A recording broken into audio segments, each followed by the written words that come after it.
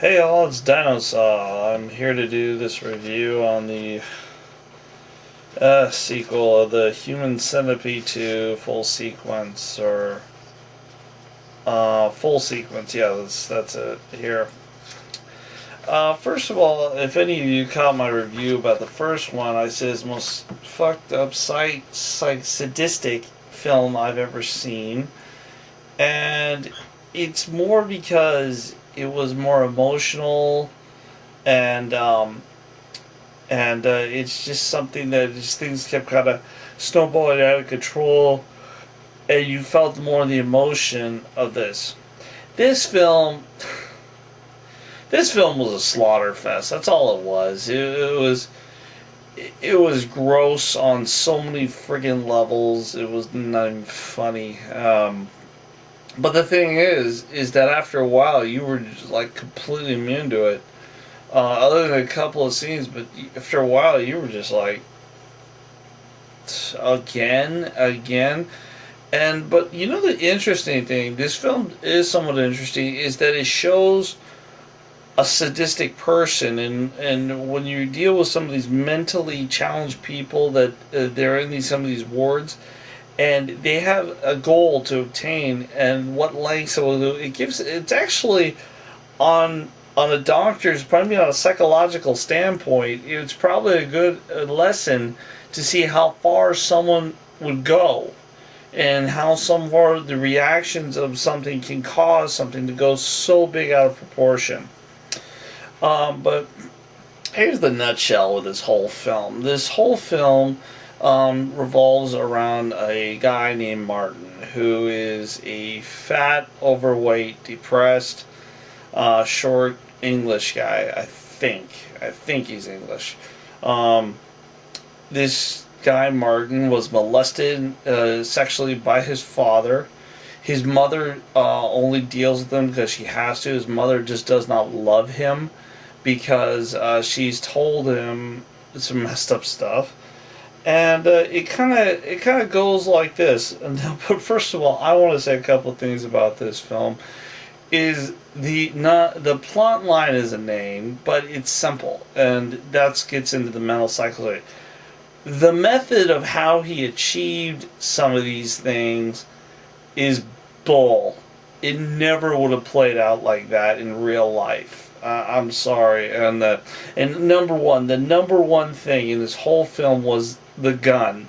This guy, the mentally challenged individual on the record, has a gun because he's supposedly a security guard at a parking garage in England somewhere. That would never happen. The English laws for firearms are so strict that they're exclusive. Honestly, they're really exclusive to either rural farmers or nobility, and which, as American citizens, we probably don't fully recognize that. Nobility, super rich, basically people that have a history and have the ability and the method and reasons to need a gun.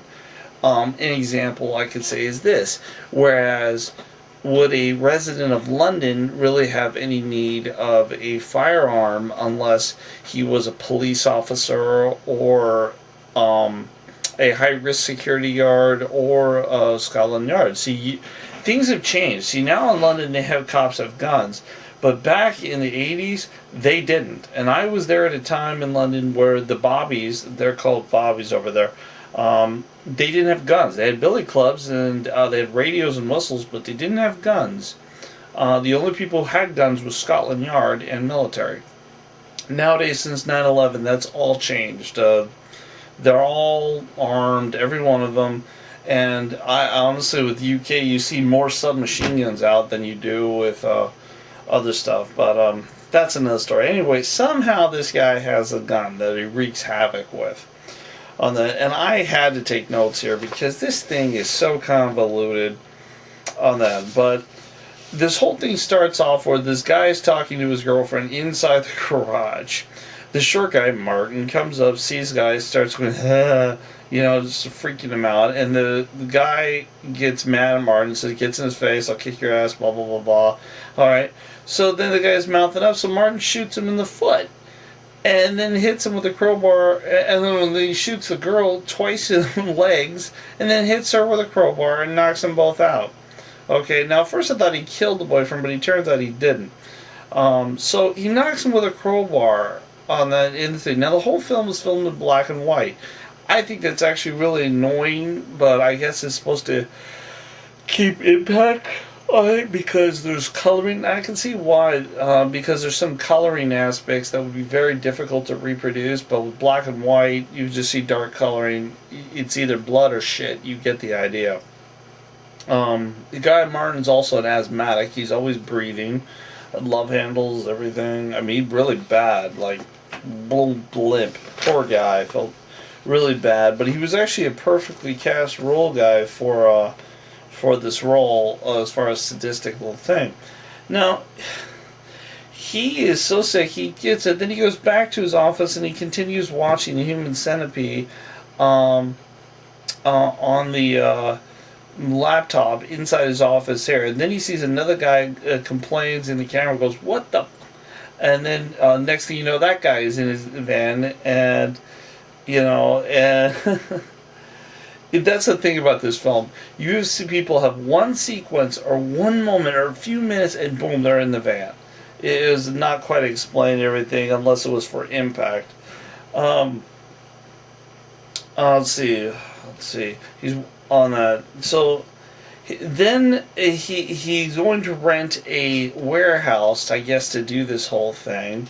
And the landowner comes in and says, "Come on, let's get the lease signs." And he kills the landowner on that, and then he puts him in the warehouse and put the other people. The one guy is saying "what the fuck" in the camera. The two boyfriend and girlfriend inside that, and the land thing. He didn't kill him. He just, I guess, either he killed him or it just shows him dead, lying on the ground. I don't know on this, but he has the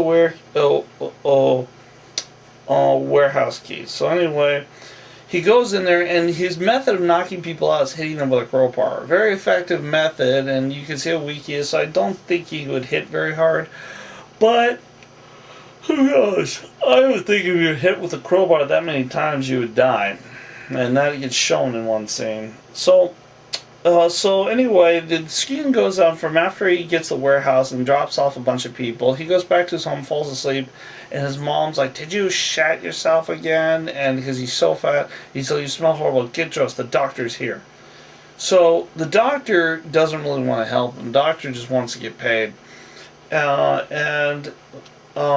Mom is feeling... I felt bad for the mom because the mom felt like she was a total failure on this. So Martin comes out to see the doctor, but before he does, he looks right at the centipede and then gives the centipede... he has a pet centipede, and then gives him a little pet or a little treat to eat. And the centipede jumps all over and just starts eating it.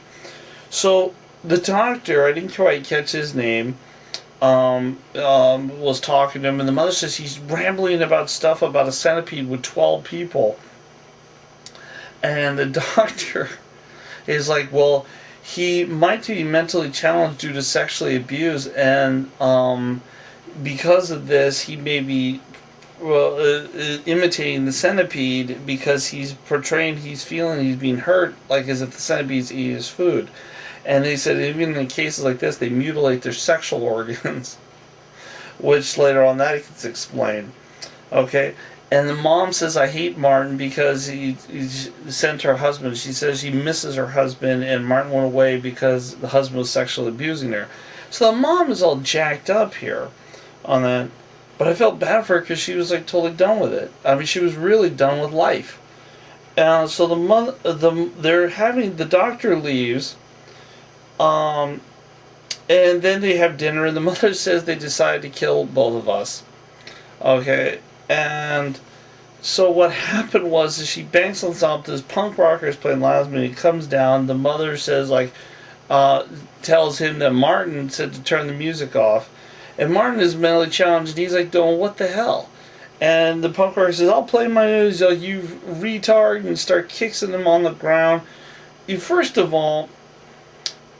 all, I don't think that would happen because most people, unless you have like no constitution, no understanding, that when you deal with someone who's mentally challenge like that, and you're upset at them for whatever, when you start going into that kind of mode, like grabbing, like what the hell, and then you kind of back off. You're like, okay, no, there's actually a serious problem here, and medical problems should not really ever be made fun of. And that this guy was like, you retard, blah blah blah, and really, other than asthma, Martin, only his problem was himself and his mother, who just kept dragging him down. Alright, so anyway, the rocker beats the crap out of him, and the mom just asked the guy to kill them both. And the guy rocker's like, shut up, you old cunt. And it was sad, it was depressing. So then the Martin goes back to work, he's pissing blood, or it's just brown, so I don't know if it's blood or what. It's hard to make out, because it's all black and white on that. And let's see. So I'm sorry. There's just a ton of stuff to go off. Another thing. Here comes the gun again. There's a car. There's a pregnant wife with a child and a husband. Martin sees him in the camera. He goes down there. He shoots the car from probably 200 feet away. Where did he become such a good marksman with a gun? Okay. In England, they have regular tests plus mental test whether you're capable of handling the gun. I mean, it's a very big deal. They do not hand guns to everyone. The Queen or the royalty of England does not even have guns. They have people who have guns. They're not allowed on that, because it's just so strict over there with guns. And in some ways I could see why it's a positive thing, and in a lot of ways I don't see it. And this really goes back to the right to bear arms, and the real reason the forefathers do it. And this goes back to the basic things. When a dictator takes power, the first thing they ever do is suspend or take away guns. That's the first thing they do. The reason why they do that is they take away the teeth for the civilians to fight back, so the civilians can't fight back. Okay, and that's what the forefathers recognized with the United States on that, is largely, here's this. The reason why to keep and bear arms, and the reason why for the Fifth Amendment, that I believe it says that no soldier in peacetime or in war can stay at your home without your permission. I believe that's the was fifth or second. I'm not sure. I know that, and then the reason why I know that goes with FEMA on that, because no soldier in peacetime or in war can stay at your residence without your permission, and the right and keep bear arms. Now, I will agree that no civilian in the United States needs military-grade weaponry. I will be the first one to agree with that. I don't personally. I'm not a big. I don't understand what the difference between when they said, "Oh, you can't have 14 rounds in a clip." So, okay, what you basically told these gangbangers and civilians is you can't have 14 rounds of a 22, but you can have 9 rounds of a 45. So what you did there is you just took you put less ammunition in there, but all you did was add in more power to knock out whatever it is you're doing. It's kind of contradictory. It's like the 50 caliber issue in California, how Arnold Schwarzenegger listened to the stupid morons and banned it because of things you could do with a 50 caliber. I could do the same thing with a 30-06 or 7mm that they were describing. And it is a joke. And Barrett's answer was, okay, we'll just make the 416 that goes the same range and distance. It's just 2/3, and it has about, 7